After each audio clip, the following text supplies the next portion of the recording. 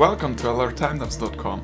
I'm Gunther and today I'll show you how to make perfect day to night and night to day transitions with the new LRTimelapse 4. Those transitions, a couple of years ago, anyone was thinking it's impossible to get them really smooth. And that's why they are called Holy Grail of time-lapse photography. But today I'll show you that with the new LRTimelapse 4 it's really easy. And to make it a little bit more difficult for me, I will use a sequence that I messed up a little bit when shooting. So let's see what we can do here.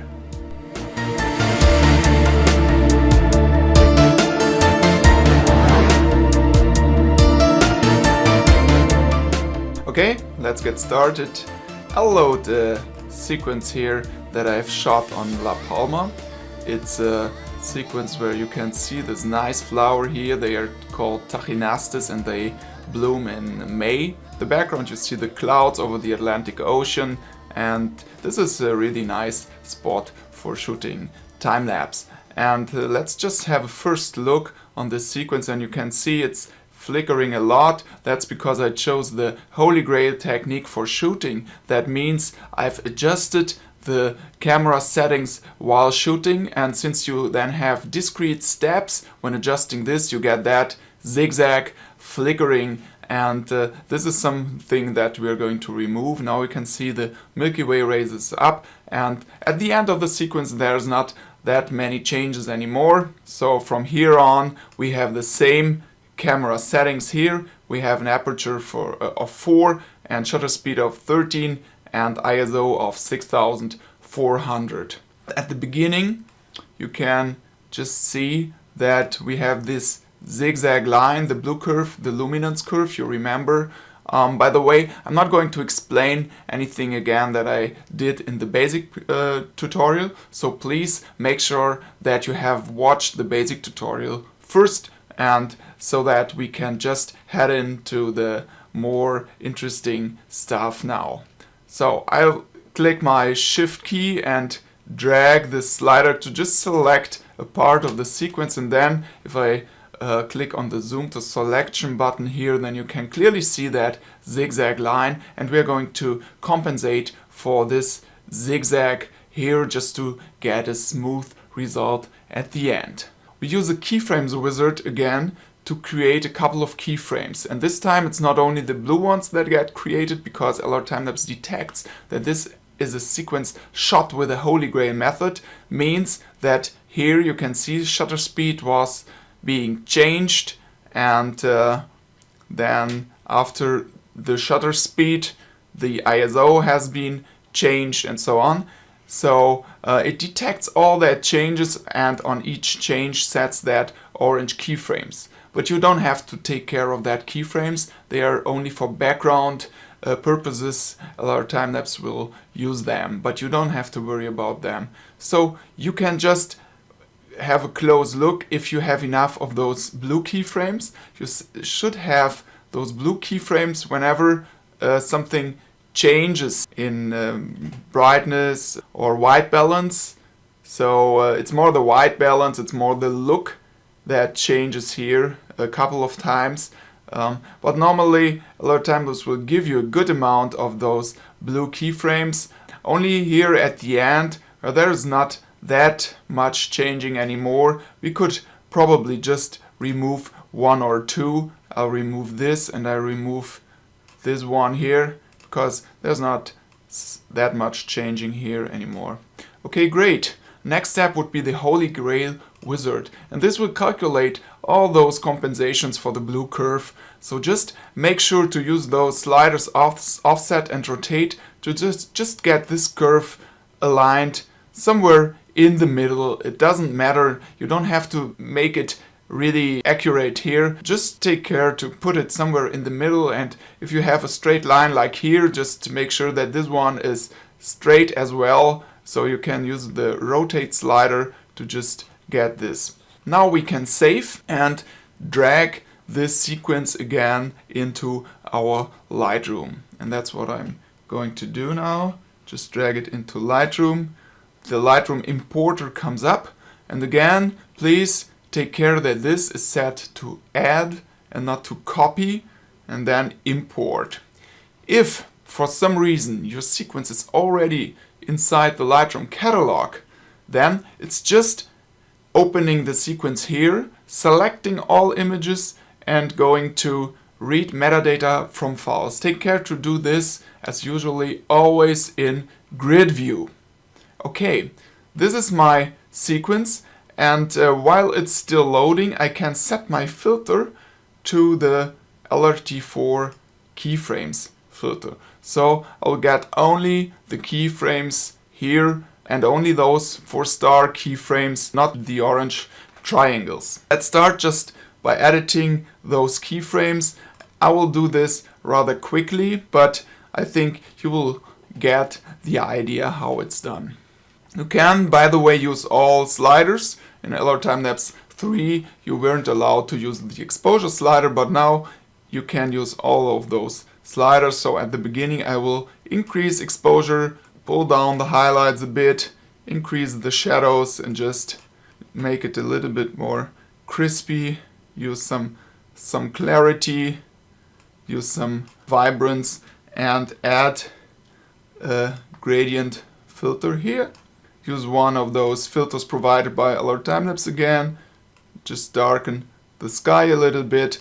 And now we can use the new brush tool in Lightroom 5 just to erase the gradient from the tachinaste here. And I'll make sure that auto mask is selected, and now I just paint over the tachinaste here.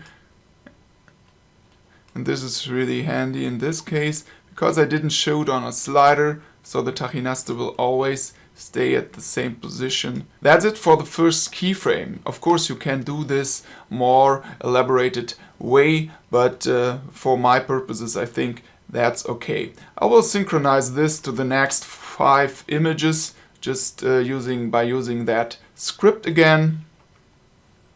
And now let's have a look at the white balance and the exposure transition here. So the white balance here is okay. Maybe we can make it a little bit more yellow, and here as well, so that it does not get too blue too quick. And this one, we'll just adjust it as well and make it brighter. This one too. Okay, so that we get a nice white balance and brightness transition. This is too blue too, white balance. And this one is already very dark. I think this is one of the areas where the ramping really got too dark. And so you just go through those keyframes and try to get a nice look. This one, for example, is really too dark and you get a lot of noise. But in this case, you could just add some noise reduction here, and this won't affect the other keyframes, so Lightroom will gradually ramp into the noise reduction as well. And after the images get brighter again, then you can pull back the noise reduction again too. This is very, very handy in this case. This is nice, but we have some color problems here because we reached the dynamic range of the camera, so I'll just pull down the blacks a bit so that it's not that visible here, and just pull down vibrance too. Okay, I think this looks good, but we can make it a little bit darker, then we don't see that much of the noise too. Okay, I'll synchronize this setting to the next 4. And now you see that we have a big change in white balance here. This will have to be compensated a little bit. I just drag it more to the blue and just remove that magenta cast that I have here. And now let's have a look at our filter, because I think we are better remove the filter as well because it's making the sky too dark. Now I removed the filter totally in this image, so let's go back to this one and just remove it halfway for this one, so that we get a nice transition from here to here. So let's just sync up to here.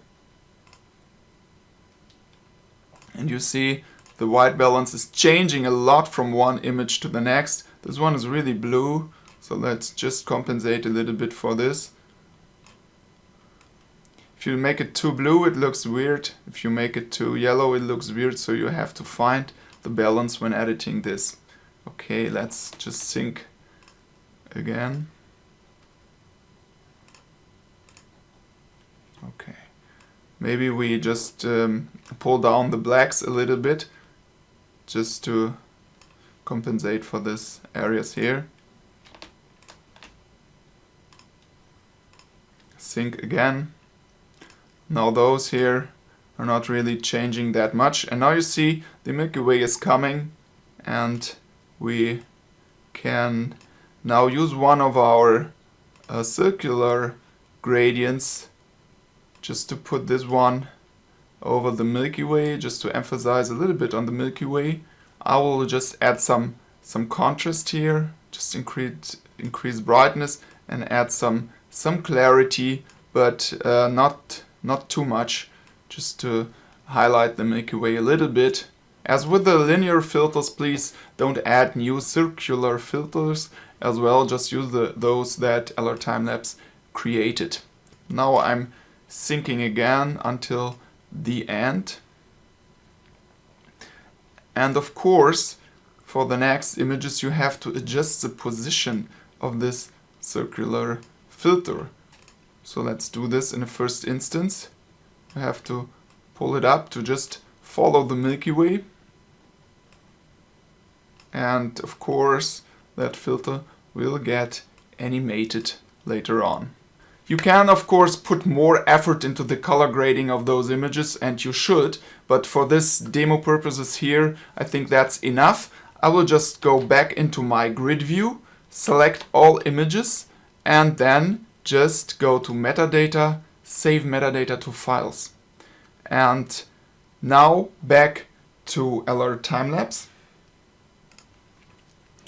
Just the second row, and this is like in the basic workflow, just reload.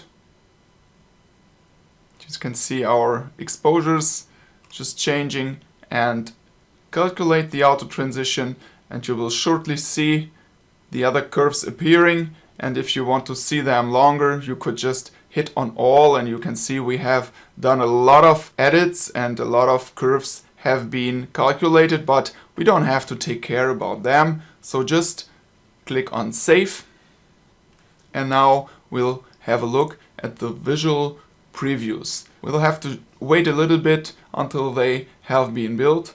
We'll skip until this has finished. Great, our previews are finished, but you can clearly see the pink curve, this luminance curve of the developed images is everything else than smooth. But if you play this, it does not look that bad already. It does look much better than it did before, but we still have some up and downs in our luminosity here. Okay, it's the same like in the basic tutorial. We just go to Visual Deflicker, and now we have our green curve again here, and you just set the smoothing to an extent that would allow you to just smoothen out that pink curve. Again, don't overdo, just don't do it like this. Just try to follow the natural changes. Just doing it like this would be fine. And now we hit on apply, and you can see the red compensation curve, and it has some strong compensations here. And now I go to save this, and then again I could go to Lightroom just to render after saving, but I will wait until the new visual previews have been loaded and generated to see if everything is okay now, or if we have to refine the deflicker once more. The previews are ready. This already looks much better. Let's play it and just see if we visually see any problems left. Okay, the transition is not... I mean, this is already 99% of what you can get, but since we have LRTimelapse 4 now, we still can try to get rid of those little bumps here. Since I don't want to render the whole sequence again, the whole previews, I would just select only this part that's still a little bit bumpy, then go to Visual Deflicker and make sure that the smoothing curve is rather close here, because I will only apply it to this part now. And if you would do something like this, you would get a bump here at the transition where the selection starts. So just take care that at that place where the selection starts, rather make the selection a little bit larger, and just to avoid getting any bumps where the selection starts and ends. So this is only the part that we are going to refine, and I will click on Refine Deflicker, and you see the red curve changed here in this part, and now I will save, and this will only save the images in between that selection, and will just redo the visual previews for that part. Now we already have a very smooth curve. Let's play it one more time, and as you can see, this is really visually perfect, and considering the fact that that sequence usually, because of the mess that I produced when shooting, would be something for the trash can, the result now here is really outstanding.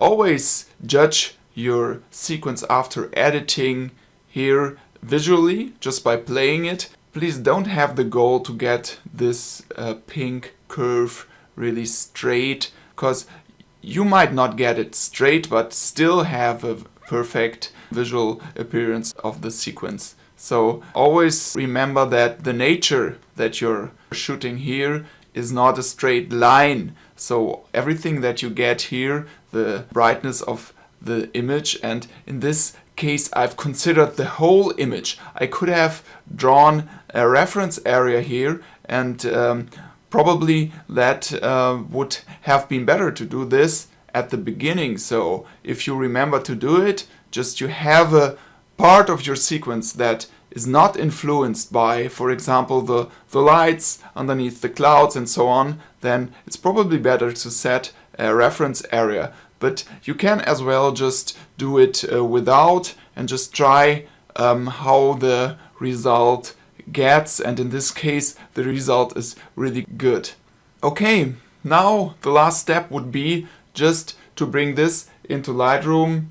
Remove the filter here again, just go to the full sequence filter, select everything in grid view, read metadata from files, and then after Lightroom read all those metadata, then we're going to just export.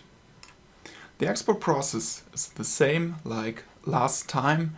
I will just choose this time, choose the TIFF intermediaries here, and in the advanced settings I will set last render settings. This means that since I've already configured LRTimelapse exporter last time, let's have a quick look.